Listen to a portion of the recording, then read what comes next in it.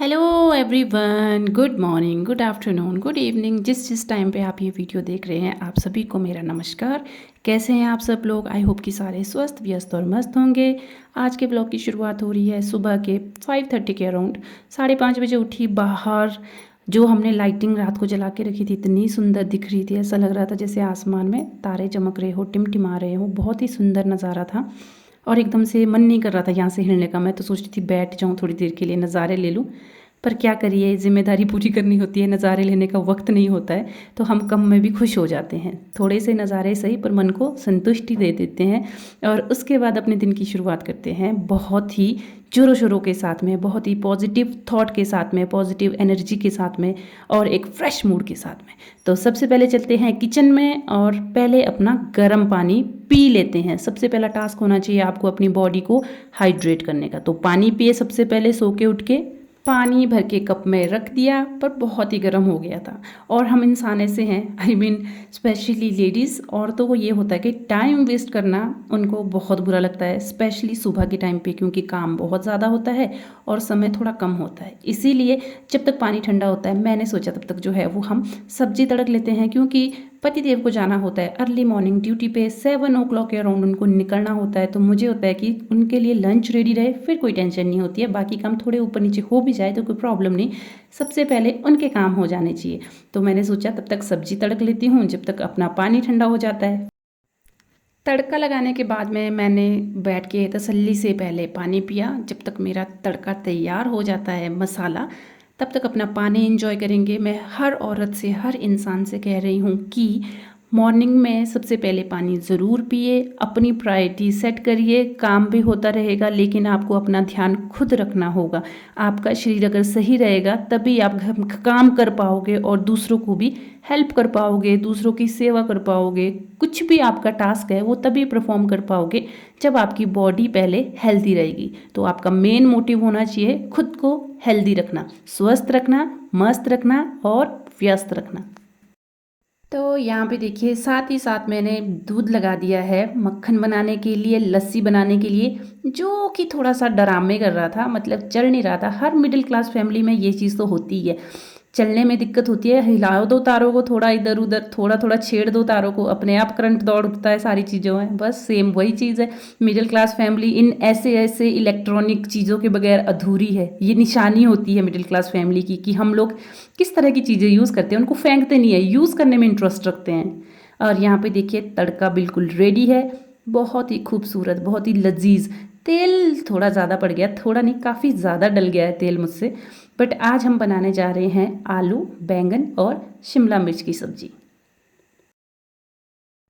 तो ये देखिए सब्जी बिल्कुल रेडी है, कितनी खूबसूरत लगती है, बहुत ही ज़्यादा टेस्टी भी है। मेरे हाथ का खाना खाने का सौभाग्य अगर आपको कभी मिले तो आपको पता लगेगा मैं कितना स्वादिष्ट खाना बनाती हूँ। वैसे ये जादू हर गृहिणी के हाथ में होता है, हर औरत के हाथ में ये जादू है खाने को स्वादिष्ट बनाने का। लेकिन एक पते की बात बताती हूँ कि औरतों से ज़्यादा टेस्टी खाना मर्द बनाते हैं। ये बात मैंने आजमाई है, मुझे पता है, ये मैंने देखा भी है। हमेशा जेंट्स खाना बनाएंगे वो स्वादिष्ट ही बनेगा। वो इसीलिए क्योंकि औरतें अपने हाथ का खाना खा खा के बोर हो जाती है, इसीलिए जब उनको कोई और बना के खिलाता है ना तो वो और ज़्यादा टेस्टी लगने लगता है। ठीक है, तो यहाँ पे मैंने अपनी मील ले ली है, यानी कि बनाना ले रही हूँ मैं सो के उठ के, क्योंकि मुझे बहुत जल्दी भूख लग जाती है सुबह सो के उठ के। जब मैं उठती हूँ तो मैं ज़्यादा लंबा नहीं खींचती हूँ अपने टाइम पीरियड को कि मैं काम से फ्री हो जाऊँ, उसके बाद अपने लिए खाना बनाऊँगी, ये करूँगी वो करूँगी। तो मैं काम के बीच से थोड़ा सा टाइम चुरा के अपने लिए निकाल लेती हूँ और बनाना खा के अपने पेट को थोड़ी सी तसल्ली दे देती हूँ कि वो 1 घंटे का गैप ले ले, उसके बाद अपना ब्रेकफास्ट करती हूँ। तो आप अपनी प्रायोरिटी सेट कीजिए। अगर आपको सुबह भूख लगती है जल्दी तो आपको कोई ज़रूरत नहीं है भूखे रहने की, ये सोच के कि काम खत्म कर लेते हैं उसके बाद खाना खाएंगे, बिल्कुल भी नहीं। पहले आप अपने पेट को भरिए, तभी जाके आप काम कर पाओगे तसल्ली से, शांत दिमाग से। ठीक है, क्योंकि मेरे साथ तो ऐसा होता है, जब मुझे भूख लगती है तो मुझे गुस्सा बहुत आता है और मेरा दिमाग बिल्कुल भी शांत नहीं रहता है। मैं अपने पति की बात बता रही हूँ। अब हम आगे हैं गाय माता के पास। तो यहाँ पे मैं लाली के लिए चोकर तैयार कर रही हूँ, फीड उसके लिए। इसमें आटा भी है और इसमें चोकर भी है, नमक भी डाला है। उसको मिला के अच्छी तरह से गर्म पानी के बीच में सोख करके लाली को खिलाते हैं। क्योंकि ठंड हो गई है तो अपने गाय बच्चों का भी स्पेशल ध्यान रखिए जनाब, उनको गर्म पानी में ही फीड वगैरह खिलाएं, ठंडे पानी में बिल्कुल भी ना खिलाएं। हो सके तो गर्म पानी ही पिलाएं अगर आपके यहाँ ज़्यादा ही ठंड हो गई हो इस वजह से। अभी हमारे इतनी ठंड नहीं है तो पानी हम ठंडा ही पिलाते हैं, लेकिन जो चोकर फीड है उसको हम गर्म पानी में घोलने के बाद ही देते हैं। ठीक है, तो यहाँ पे मैं आ गई हूँ काउ मिल्किंग के लिए।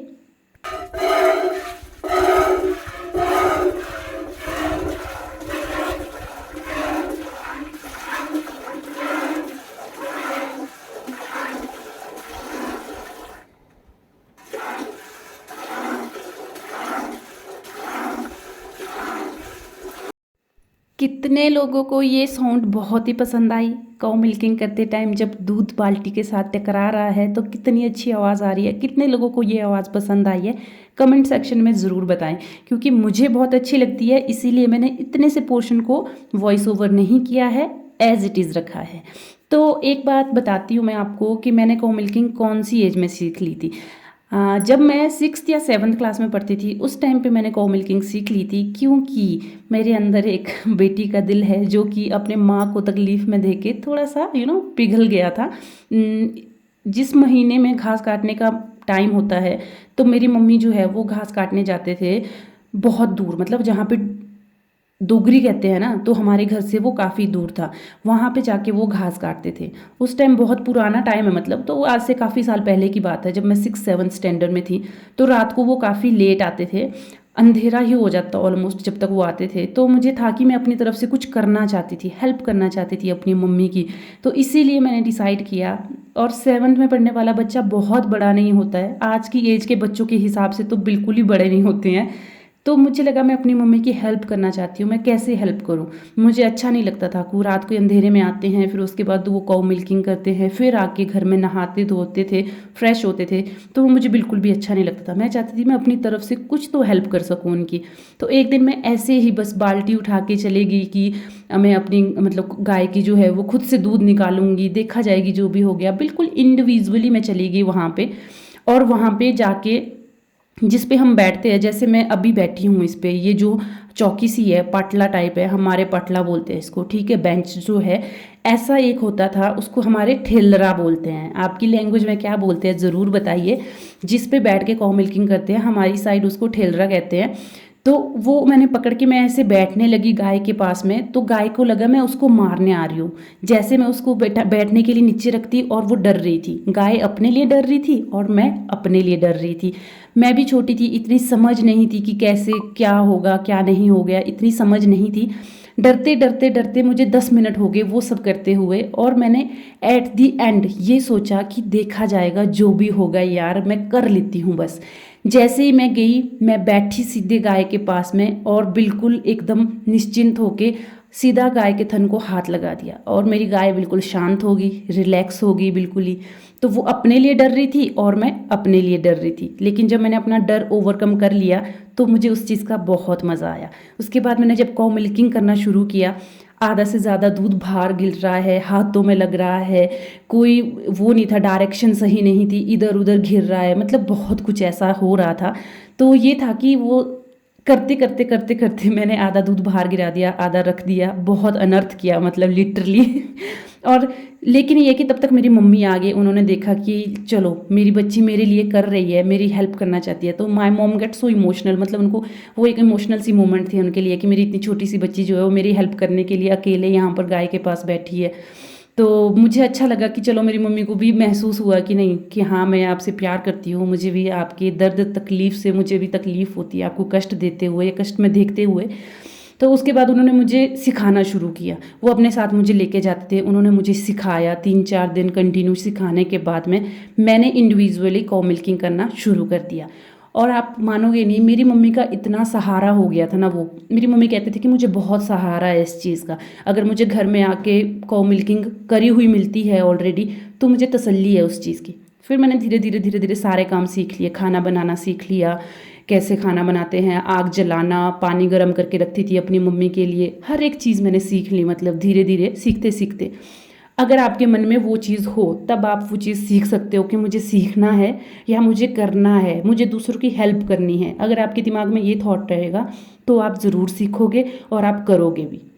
अगर मैं 7th स्टैंडर्ड में कर सकती हूँ तो अभी इस एज में आके तो बहुत कुछ सीख सकते हैं। जब हम छोटी उम्र में इतना कुछ सीख सकते हैं तो अभी इस एज में आके तो और भी बहुत कुछ सीख सकते हैं। बस अपना दिमाग खुला रखना है सीखने के लिए, और अपने दिल को जो है वो हमेशा रेडी रखना है कि हाँ, आई एम रेडी, कुछ भी काम करना है, मैं तैयार हूँ।